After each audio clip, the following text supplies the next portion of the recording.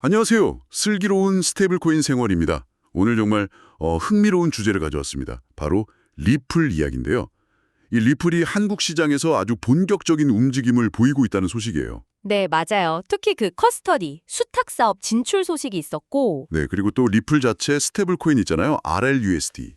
네네, RLUSD. 이걸로 결제 시연까지 한다고 하니까 이게 그냥 단순한 뉴스일까요? 글쎄요, 그보다는 뭔가 좀 더 큰 그림이 있는 것 같기도 하고요. 그렇죠. 이게 혹시 한국 가상자산 시장의 어떤 좀 중요한 변화? 이런 걸 알리는 신호탄은 아닐지 오늘 저희와 함께 이 질문의 답을 한번 찾아가 보시죠. 네, 좋습니다. 자, 그럼 어디서부터 이야기를 풀어볼까요? 오늘 다룰 내용의 핵심, 맥락부터 좀 짚어주시죠. 네, 일단 크게 세 가지 정도로 볼 수 있을 것 같은데요. 첫째는 리플이 한국 시장에 들어오는 방식입니다. 직접 들어오는 게 아니라는 거죠. 아, 직접이 아니라 네, 국내에 이미 라이선스를 가진 가상자산 사업자들, VASP라고 하죠. 네네, VASP? 이 VASP들과 손잡고 커스터디 솔루션을 제공하는 방식, 약간 우회 전략이라고 볼 수도 있고요. 그렇군요. 규제를 좀 피하면서 들어오는 방식. 그렇죠. 두 번째는 이제 곧 열릴 행사들인데요. 9월 21일에 XRP 서울 2025라는 행사가 있고요. 아, XRP 서울. 그리고 바로 이어서 9월 25일에는 코리아 블록체인 위크, KBW 기간에 RLUSD로 실제 결제를 해보는 시연이 있다는 겁니다. 와, 실제 결제 시연이요? 이거 그냥 발표가 아니라 진짜 써보는 거네요. 네, 맞습니다. 실제 사용 모습을 보여주겠다는 거죠. 그리고 세 번째는요? 그리고 이 세 번째가 어쩌면 제일 중요할 수 있는데요.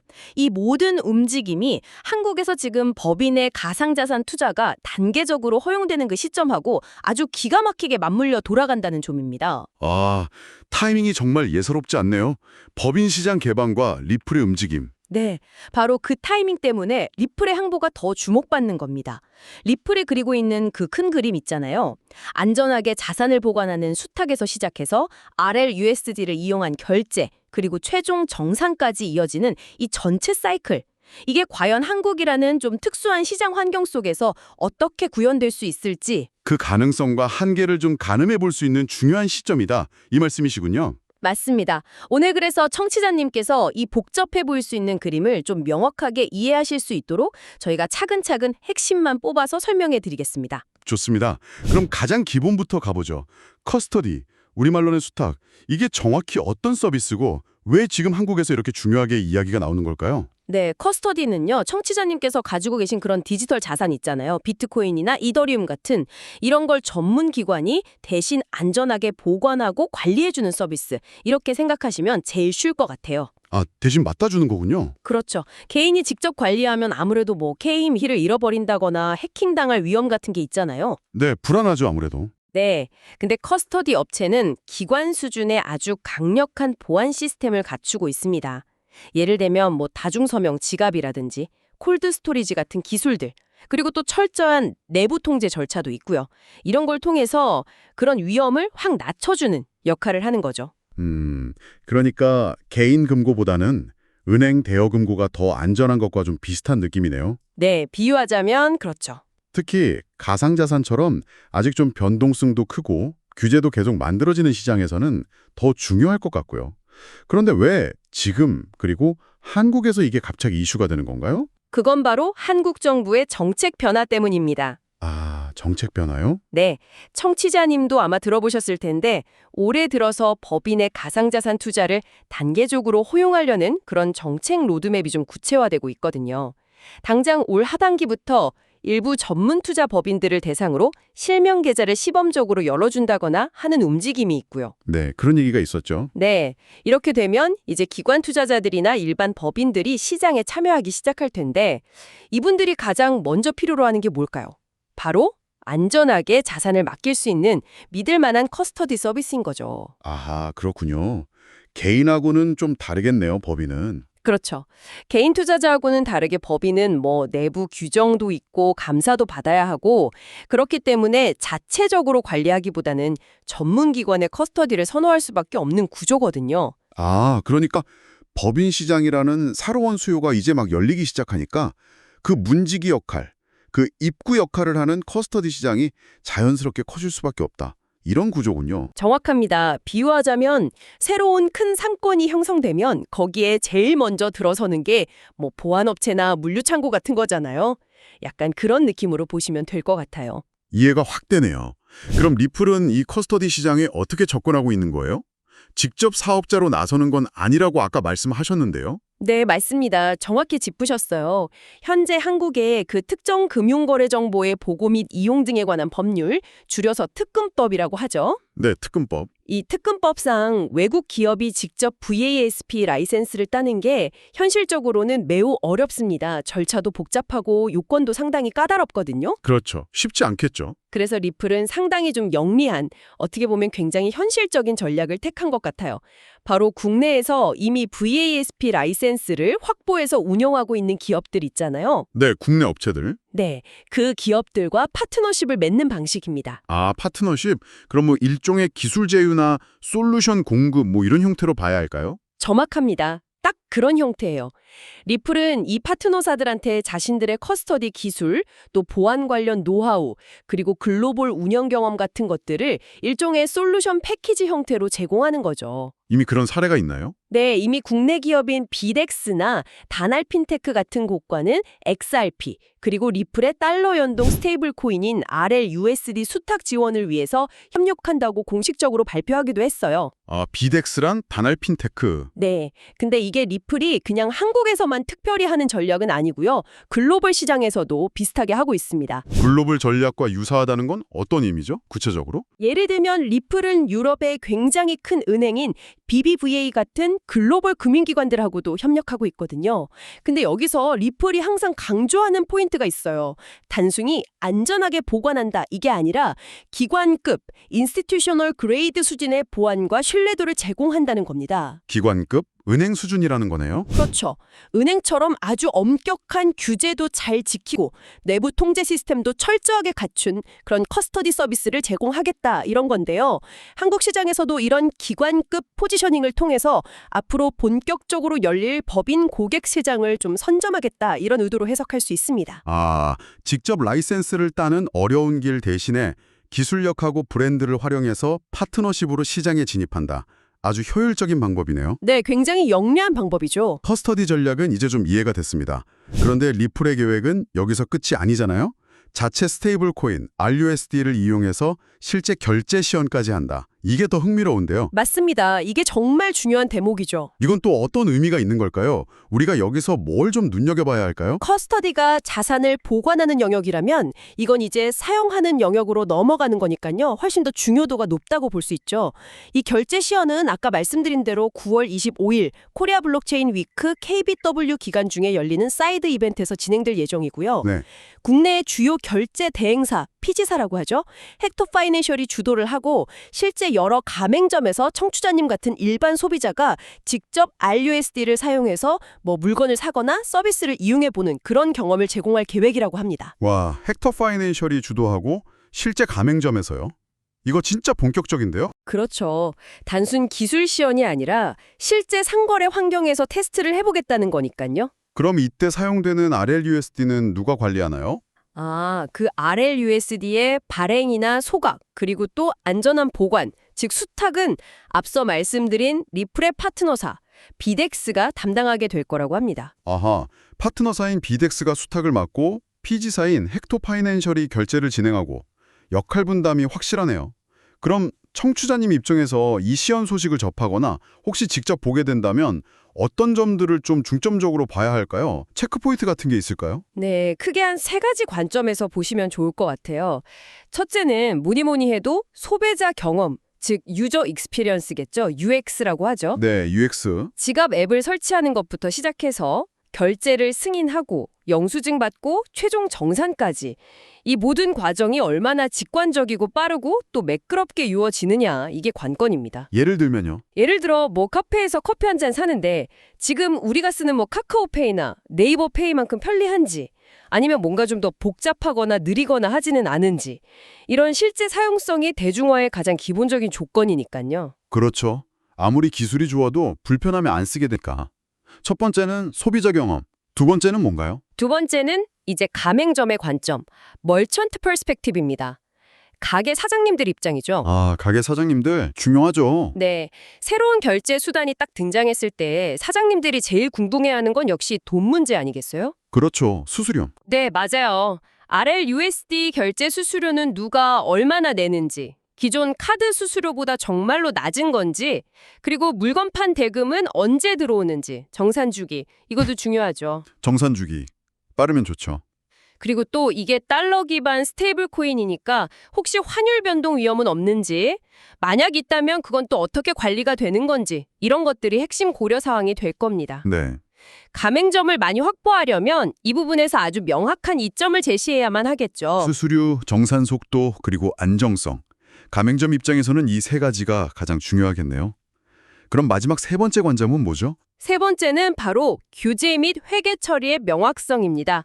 이게 또 중요해요. 아, 규제와 회계. 네, 소비자가 RLUSD로 결제를 해도 가맹점 사장님은 결국 원화로 돈을 받아야 할 거잖아요. 그렇죠. 원화로 받아야죠. 그럼 이 과정에서 발생하는 부가가치세나 소득세, 법인세 같은 세금 문제는 어떻게 처리해야 하는지, 또 달러 연동 스테이블 코인을 원화로 바꾸는 과정에서 외환 관련 규정은 또 어떻게 지켜야 하는지, 이런 실제 사업 운영에 꼭 필요한 구체적인 가이드라인이 명확해야 합니다. 이게 아직 좀 불분명한 부분들이 있거든요. 아, 그런 세부적인 규정들이 아직 명확하지 않을 수 있군요. 네, 그래서 리플이라 그 파트너사들이 이 부분에 대해서 얼마나 준비가 되어 있는지 이번 시연을 통해서 좀 엿볼 수 있지 않을까 기대하고 있습니다. 들어보니까 정말 다각도로 살펴봐야 할 문제네요. 단순히 결제된다 이게 끝이 아니라 그 과정 전체가 매끄럽고 비용 효율적이고 또 규제적으로도 문제가 없어야 한다. 이 말씀이시군요. 정확합니다. 리플이 이미 RLUSD를 활용해서 국가 간에 돈을 보내고 정산하는 과정을 보여주는 데모 영상을 공개한 적이 있거든요.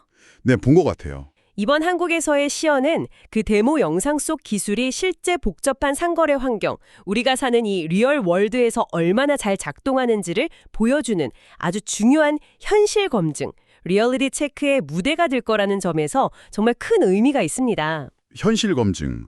여기서 성공적인 결과를 보여주면 다른 나라로 확장하는 데도 큰 힘이 되겠네요. 그렇죠. 아주 중요한 레퍼런스가 될 수 있겠죠. 이렇게 커스터디 인프라 구축부터 실제 결제 시험까지 리플의 움직임이 상당히 구체적이고 속도감 있게 진행되고 있다는 느낌인데요. 근데 다시 한번 짚어보면 왜 하필 지금 그리고 한국에서 이런 움직임이 이렇게 가시화되는 걸까요? 이 타이밍에 뭔가 특별한 이유가 있는 거겠죠. 네, 아까 잠시 말씀드렸지만 역시 한국의 정책적 변화와 시기적으로 정말 절묘하게 맞아떨어지기 때문입니다. 정책 변화. 네, 2025년 들어서 비영리법인이나 거래소의 매도 목적 계좌가 허용됐고 또 하반기에는 일부 전문 투자법인의 실명 계좌 시범 운영까지 예정되어 있잖아요. 물론 아직 모든 법인에게 전면적으로 허용된 건 아니에요. 아직 단계적인 로드맵상에 있죠. 그렇죠. 아직은 단계적이죠. 하지만 어쨌든 이렇게 법인 시장의 문이 조금씩이라도 열리고 있다는 것 자체가 아주 중요한 시그널이라는 겁니다. 그리고 이건 곧바로 기관 수준의 안전한 코스터디 서비스에 대한 점재 수요 증가로 이어지고요. 아, 정책 변화가 일단 물꼬를 터주고 있는 거군요. 그렇죠. 그런데 여기에 더해서 정말 기가 막힌 타이밍이라고 볼 수 있는 게 바로 9월에 연달아 열리는 두 개의 큰 행사라는 거죠. 네. 9월 21일에는 리플 생태계 전반을 조망하고 미래 비전을 공유하는 XRP 서울 행사가 열리고요. 그리고 불과 며칠 뒤인 9월 25일에는 코리아 블록체인 위크 KW에서 RLUSD 실제 결제 시연이 딱 펼쳐집니다. 와, 정말 연달아 있네요. 네. 즉, 이걸 정리해보면 첫째, 법인 시장 개방이라는 제도적 환경 변화, 둘째, 커스터디 솔루션이라는 기술 인프라 준비, 그리고 셋째, RLUSD 결제 시연이라는 실제 사용 사례 공개. 이 세 가지가 거의 동시에, 그것도 한국이라는 아주 특정 시장에서 집중적으로 이뤄지는 겁니다. 이런 기회는 정말 흔치 않거든요. 와, 정말 삼박자가 딱 맞아떨어지는 시장이네요. 제도, 기술, 그리고 시장의 관심까지. 그렇죠. 리플 입장에서는 한국 시장 진출의 임팩트를 극대화하고 또 이걸 글로벌 시장에도 아주 강력한 메시지로 전달할 수 있는 최적의 기회다. 이렇게 판단했을 가능성이 매우 높아 보입니다. 그렇군요. 정말 전략적인 타이밍 선택이네요. 그렇다면 리플의 입장에서 이번 한국 시장 진출은 궁극적으로 어떤 사업적인 그림을 그리고 있는 걸까요? 단순히 뭐 기술력을 과시하는 걸 넘어서 구체적으로 어떤 수익 모델을 염두에 두고 있을까요? 리플의 비즈니스 모델은 크게 한 두 가지 축으로 나눠서 생각해 볼 수 있을 것 같아요. 첫 번째 축은 앞서 계속 이야기했던 커스터디 사업입니다. 네, 커스텀이. 국내 VASP 파트너와의 협력을 통해서 일단 규제 장벽은 넘어서고 여기에 리플이 가진 글로벌 수준의 보안 기술이나 기관급 운영 노하우 같은 걸 결합해서 주로 기업 고객들, B2B 고객들을 대상으로 안정적인 수수료 수익을 창출하려는 모델, 이게 첫 번째죠. B2B 커스터디 솔루션 판매. 네. 실제로 리플은 2024년부터 2025년에 걸쳐서 글로벌 파트너 은행들을 아주 공격적으로 늘리고 있고 커스터디 관련 기능도 계속 확장하고 있거든요. 한국 시장 진출 역시 이러한 글로벌 B2B 솔루션 사업 확장 전략의 하나로 볼 수 있습니다. 그게 첫 번째 축이고 그럼 두 번째 축은 뭔가요? 두 번째 축은 바로 RLLS-USD를 중심으로 한 결제 네트워크 구축입니다. 이건 훨씬 더 좀 야심찬 목표라고 할 수 있는데요. 결제 네트워크 구축? 네, 단순히 뭐 국경 간 송금 이걸 넘어서서 국내외 상거래 결제 시스템 전반에서 RLLS-USD를 이용해서 연중 무휴 24시간 실시간으로 정산이 이루어지고 또 외환 거래까지 효율적으로 처리할 수 있는 그런 새로운 표준 결제 네트워크를 만들겠다. 이런 장기적인 비전을 가지고 있는 것 같아요. 와, 굉장히 큰 그림인데요. 그렇죠. 최근에 공개된 그 RLLS-USD 결제 데모 영상이나 이번 한국에서의 결제 시연 같은 것들은 바로 이 거대한 결제 네트워크 구축이라는 큰 퍼즐에 아주 중요한 조각들을 하나씩 맞춰 나가는 과정이다. 이렇게 해석할 수 있습니다. 그러니까 정리해보면 커스터디를 통해서 기업이나 기관 같은 앵커 고객을 먼저 확보하고 그 기반 위에서 RLLS-USD라는 일종의 연료를 사용해서 새로운 결제 생태계를 만들어 나가겠다. 이런 투트랙 전략이군요. 네, 정확하게 보셨습니다. 단기적으로는 커스터디 솔루션 판매로 좀 안정적인 수익 기반을 마련하고 장기적으로는 RLLS-USD 기반의 결제 네트워크 효과를 통해서 더 큰 성장을 만들어 가려는 그런 그림으로 보입니다. 설명을 들을수록 이게 단순히 리플이라는 한 회사의 전략을 넘어서 한국 가상자산 시장 전체, 특히 법인 시장이 열리는 것과 실제 결제 분야 혁신에 상당한 영향을 미칠 수도 있겠다. 이런 생각이 강하게 드는데요. 이 방송을 듣고 계신 청취자님 중에서도 관련 사업을 하시거나 혹은 투자를 고려하고 계신 분들이 분명 계실 겁니다. 이런 분들이 앞으로 어떤 점들을 좀 더 주의 깊게 살펴봐야 할까요? 일종의 체크리스트 같은 게 있을까요? 네, 아주 실질적이면서도 중요한 질문이신데요. 현재 상황을 좀 객관적으로 파악하고 미래를 대비하기 위해서 청취자님의 입장에 따라서 다음과 같은 질문들을 스스로 한번 던져보시면 도움이 될 것 같습니다. 네, 어떤 질문들이 있을까요? 만약 청취자님께서 법인의 재무 담당자시거나 전략 담당자시라면 먼저 우리 회사의 내부 통제 시스템, 그리고 회계 처리 기준, 또 자금 세탁 방지, AML 관련 정책이나 절차들이 이런 새로운 디지털 자산 환경에 맞게 잘 준비되어 있는지부터 점검해 보셔야 합니다. 내부 시스템 점검이 우선이군요. 네.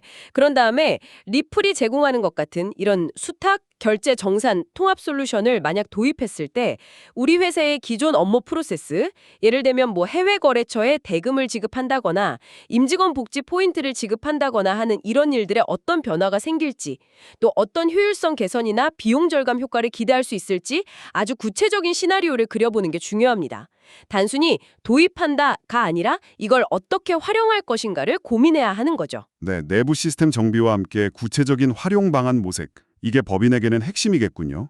그럼 가맹점이나 피지사 입장은 어떨까요? 청취자님께서 만약 가맹점을 직접 운영하시거나 혹은 결제 대행, 피지 사업을 하신다면 RLUSD 결제 시스템의 실질적인 효용성을 아주 냉정하게 따져보셔야 합니다.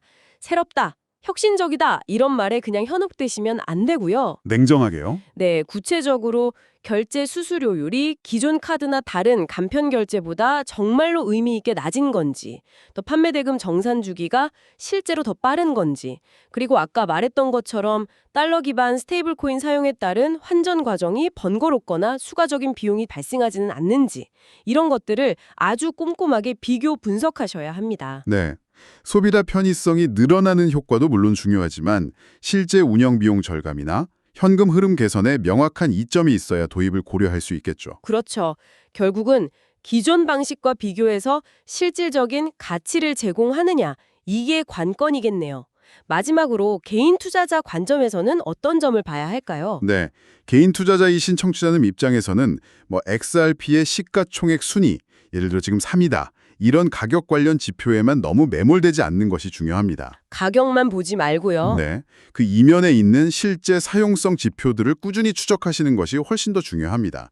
예를 들어서 RLUSD의 하루 거래량이 얼마나 되는지, 또 RLUSD 결제를 실제로 지원하는 온오프라인 가맹 점수가 얼마나 빠르게 늘어나고 있는지, 그리고 리플과 파트너십을 맺는 금융기관이나 기업들이 얼마나 의미 있는 규모로 확장되고 있는지 이런 것들을 주의 깊게 살펴보셔야 합니다. 그렇죠. 결국 모든 네트워크 기반의 기술이나 자산의 장기적인 가치는 실제 사용자와 사용량, 즉 네트워크 효과에 의해서 결정되는 경향이 아주 강하거든요. 따라서 실질적인 유틸리티, 즉 쓸모가 정말 뒷받침되고 있는지를 지속적으로 확인하시는 것이 청취자님의 현명한 투자 판단에 큰 도움이 될 겁니다. 네, 정말 각자의 입장에서 생각해봐야 할 포인트들을 명확하게 짚어주셨습니다. 법인, 가맹점 피지사, 개인 투자자까지요. 그런데 물론 이렇게 긍정적인 전망과 기대 효과만 있는 건 아니겠죠. 리플의 이런 야심찬 한국 시장 전략이 성공적으로 안착하기 위해서 넘어야 할 현실적인 과제나 잠재적인 리스크 요인들은 없을까요? 당연히 있습니다. 모든 새로운 시도에는 항상 도전과 위험이 따르기 마련이니까요. 몇 가지 중요한 과제와 리스크를 좀 짚어볼 수 있겠습니다. 첫째는 뭐니 해도 규제 정합성 및 불확실성 문제입니다. 이게 제일 크죠. 역시 규제군요. 네.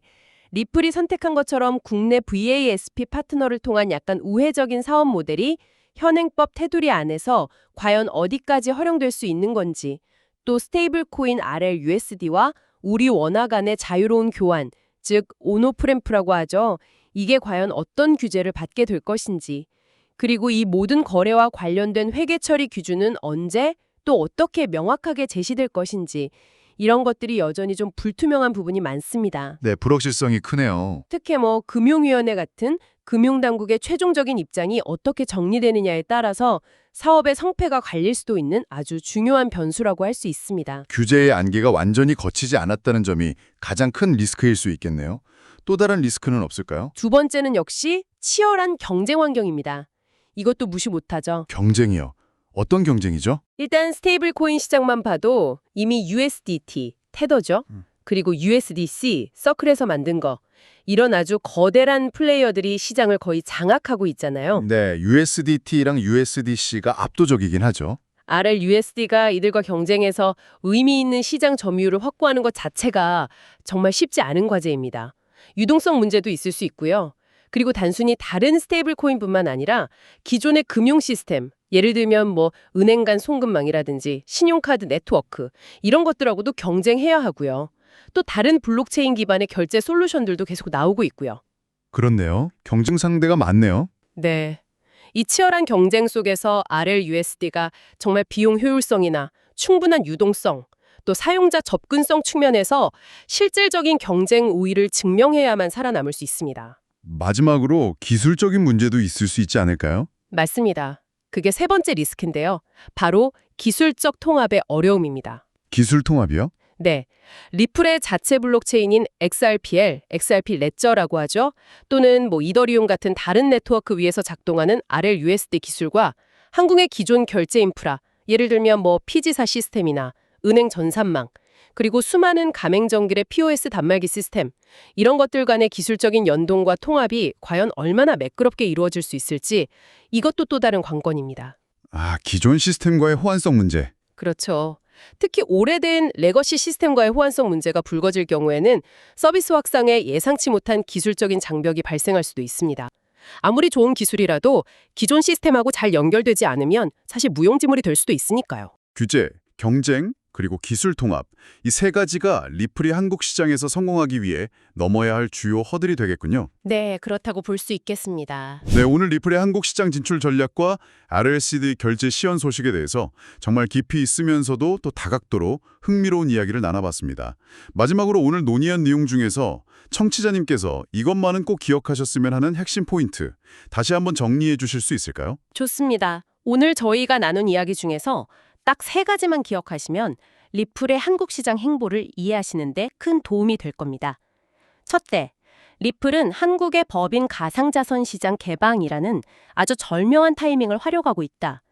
그런데 직접 진출하는 대신 국내 VASP와의 파트너십을 통해서 커스터디 솔루션 공급이라는 좀 영리한 방식으로 한국 시장에 문을 두드리고 있다. 이 점입니다. 네, 우회적인 파트너십 전략. 둘째, 9월에 예정된 XRP 서울 행사와 KBW에서의 RLSUD 결제 시연.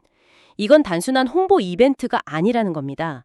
리플의 기술이 더 이상 이론이나 데모 수준이 아니라 실제 상거래 환경에서 실제 사용으로 구현될 수 있음을 보여주는 아주 중요한 시험대이자 쇼케이스가 될 거다. 이 점을 기억하시면 좋겠습니다. 실제 사용을 보여주는 시험대. 네, 여기서 얻어질 실제 데이터나 사용자 피드백이 리플의 향후 전략에 아주 결정적인 영향을 미칠 겁니다. 그리고 마지막으로 셋째, 현재 한국 시장은 법인의 가상자산 참여가 단계적으로 허용되기 시작하는 전 세계적으로 봐도 매우 독특하고 중요한 전환점에 서 있다는 사실입니다. 따라서 리플이 구상하는 수탁에서 결제, 그리고 정상까지 이어지는 이 야심찬 그림이 과연 현실에서 어떻게 작동하는지, 그 무한한 가능성과 동시에 넘어야 할 과제들을 우리가 직접 목격할 수 있는 최적의 시기다. 이 점을 꼭 기억해 주시면 좋겠습니다. 네, 정말 명쾌한 정리 감사합니다. 첫째는 파트너십 전략, 둘째는 실제 사용 증명, 셋째는 한국 시장의 특별한 타이밍. 앞으로 리플의 행보가 한국 가상자산 시장, 특히 이 스테이블 코인과 실물 결제 분야에 어떤 나비 효과를 가져올지 계속해서 예의주시해야겠습니다. 네, 계속 지켜볼 필요가 있겠습니다. 저희는 슬기로운 스테이블 코인 생활이었고요. 다음번에는 오늘 이야기 나는 그 행사들 있잖아요. XRP 서울하고 KBW 결제 시연. 그 생생한 현장 후기나 구체적인 데이터 분석을 통해서 오늘보다 더 깊이 있는 정보로 청취자님을 다시 찾아뵙겠습니다. 네, 저도 기대하겠습니다. 감사합니다. 감사합니다.